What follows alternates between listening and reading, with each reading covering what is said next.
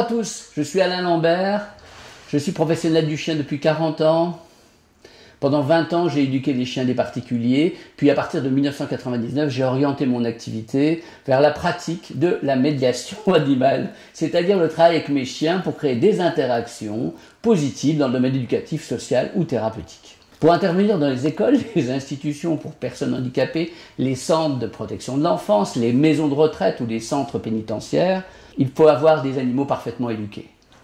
Cela est particulièrement vrai pour les chiens puisque c'est avec le chat la seule espèce ayant une nature prédatrice qui a franchi les portes de nos habitations.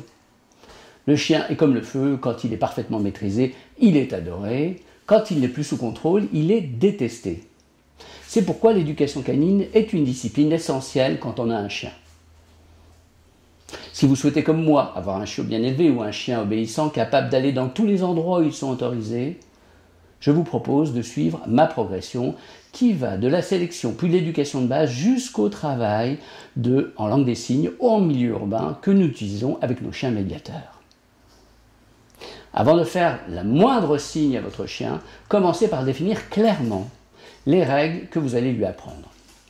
L'éducation canine est littéralement l'activité qui consiste à conduire un chien.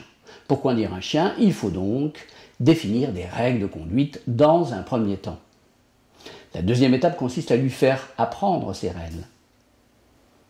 La troisième étape essentielle est d'appliquer ces règles, systématiquement dans toutes les sortes d'environnements. Je sais, tout cela est un peu théorique, mais il faut en passer par là pour réussir l'éducation de notre chien.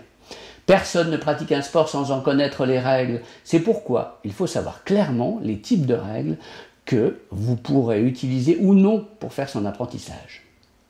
Globalement, il y a 5 familles de règles avec lesquelles vous allez pouvoir travailler. Les règles spatiales, les règles de contact, les règles alimentaires, les règles de prédation, les règles de reproduction.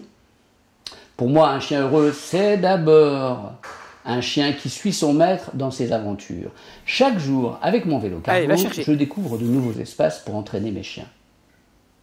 C'est pourquoi leur éducation dans ces espaces doit se faire dans le respect des citadins, des autres animaux et des lieux que je vais utiliser. Vous êtes prêts à suivre ma progression? Alors allons-y, c'est parti.